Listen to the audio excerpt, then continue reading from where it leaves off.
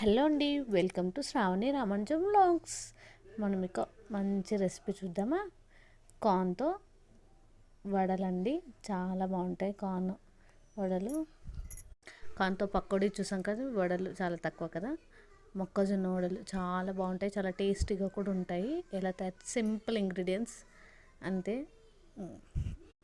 Just అల్లం వెల్లుల్లి ముక్కలు, దొడ్డుప్పు, మిర్చి అంట సరిపడా మిర్చి, సాల్ట్ అనమాట.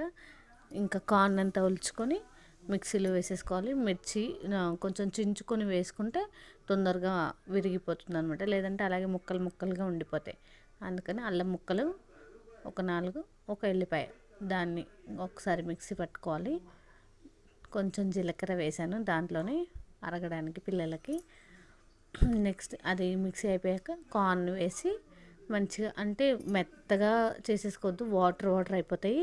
అలా ఒకసారి తిప్పి ఉంచి అట్లా 3-4 టైమ్స్ అనుకుంటే బరకగా పట్టుకోవాలి అనమాట. అంటే దొడ్డుగా ఉండిపోవాలి. అలాగే కొంచెం దొడ్డుగా, కొంచెం సన్నగా అలా ఉండాలి. దాంట్లోనే ఒకవేళ మీకు వాటర్ అయిపోయింది అనుకోండి, బియ్యం పిండి తీసుకొని దాంట్లో మంచిగా కలిపేయాలి. ఒక గ్లాస్ అంతా కలిపేస్తే బియ్యం పిండి చాలా టేస్టీగా ఉంటాయి.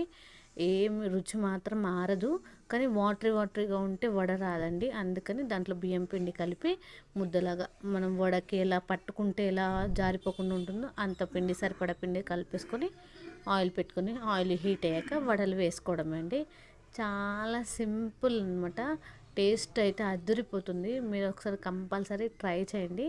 ట్రై చేసి చూసి కామెంట్ చేయండి, ఓకేనా? సింపుల్ ఇంగ్రీడియంట్స్, ఈజీగా వడలు ప్రిపరేషన్.